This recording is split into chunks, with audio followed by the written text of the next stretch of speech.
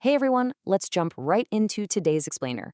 We are going to unpack the enduring power and, honestly, the really rich history behind Zora Neale Hurston's absolute masterpiece, Their Eyes Were Watching God. If you've read it, you already know it's this incredibly profound journey of self-discovery. And if you haven't, well, you're about to discover exactly why it is widely considered a masterpiece. Today, we're going to peel back the layers to see how the historical context, the vibrant characters, and the brilliant structure all work together to create an unforgettable story. Here is our roadmap for today. We'll be covering the historical context, the author's life, the players, the narrative journey, and finally, the core themes. Okay, part one, historical context. Let's set the stage. To truly understand our protagonist Janie's world, we have to ground ourselves in the deeply segregated reality of the early 20th century American South. Post-Civil War America was heavily defined by Jim Crow laws that enforced strict racial segregation. But right up against that oppressive backdrop stood Eatonville, Florida. Get this, it was incorporated in 1887 by 27 black men. It was proudly known as the town that freedom built because it offered this rare, vital autonomy for its residents. We also need to talk about the 1928 Okeechobee hurricane. This was a devastating real-life storm that killed over 2,500 people, and the vast majority of them were African-American migrant workers. So the settings of this novel, from the all-black haven of Eatonville to the dangerous wild Everglades, they aren't just made up. They are deeply rooted in stark, documented history. Moving on to part two, the author's life. Let's meet the brilliant Zora Neale Hurston. What is so fascinating to me is how Hurston's own life directly parallels her protagonist's. She was actually raised right there in Eatonville, and her father was a three-time mayor. She later graduated from Barnard College with a degree in anthropology and became a central, incredibly important figure in the Harlem Renaissance. But honestly, here is the most staggering fact of all. She wrote this entire masterpiece in a flurry of just 7 weeks while she was in Haiti in 1937. 7 weeks! And the intense love story inside the book, that was inspired by her own passionate romance with a 23-year-old student. She literally wrote it to try and, in her words, embalm all the tenderness of her real-life passion. To really bring her characters to life, Hurston utilized a very specific tool called I dialect. This is a literary technique where dialogue is written out exactly as it sounds to recreate the rich, musical cadence of regional speech. Because remember, she was an anthropologist. Hurston wasn't just writing fiction here. She was authentically capturing the real voices of Eatonville's residents. It's exactly why reading the book feels less like reading and more like you're just quietly eavesdropping on a real, vibrant community. All right, part three, the players. It's time to map out the characters. Janie actually sits right at the center of a very complex web of husbands, friends, and family. Before we even get into the plot itself, it's absolutely crucial to understand how her life is entirely defined by the pull of these different forces surrounding her. We have to start with Nanny, Janie's grandmother. As a former slave, Nanny's worldview was completely forged by profound trauma. When she catches 16-year-old Janie kissing a boy, she forces her into a secure but totally loveless marriage for her own protection. You see, her main goal is simply Janie's physical and financial safety. Romantic fulfillment doesn't even factor into it. Now, contrast Nanny's strict guidance with Phoebe Watson. Phoebe is Janie's fiercely loyal best friend in Eatonville. She's the ultimate confidant, the one who sits and listens to Janie's entire life story without any of the harsh, envious judgment you see from the other townspeople gossiping on their porches. She represents a true safe harbor for Janie to finally find her voice. And enter Logan Killix.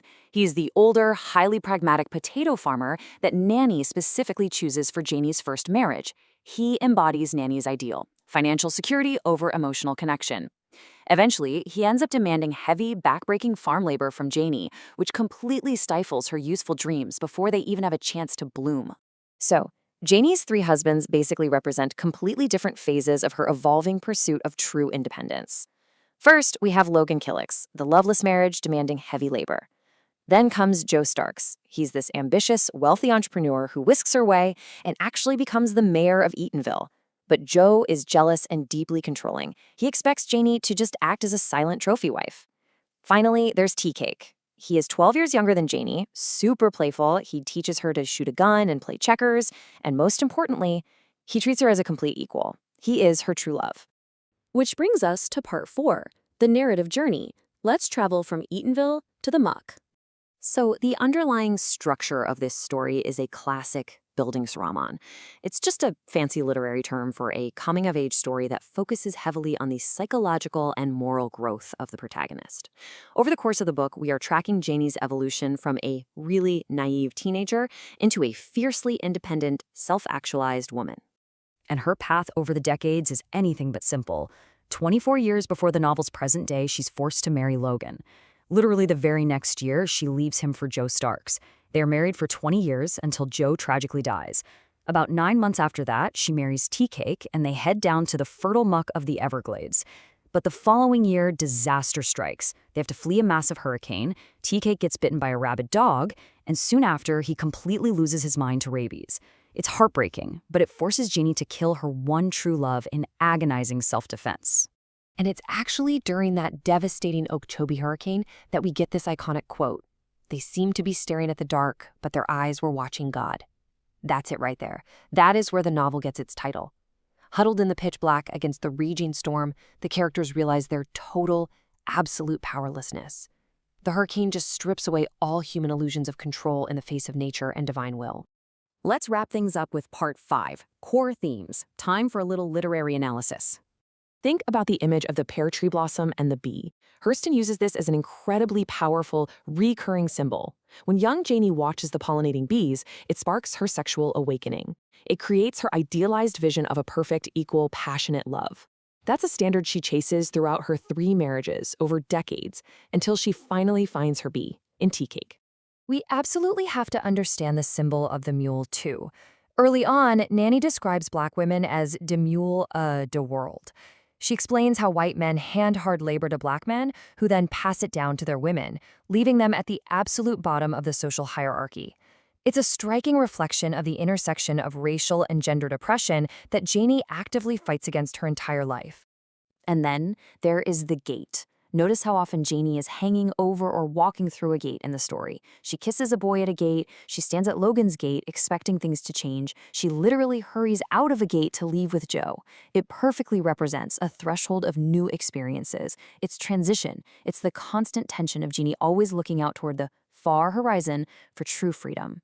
By the end of the novel, Janie finishes telling her story to Phoebe.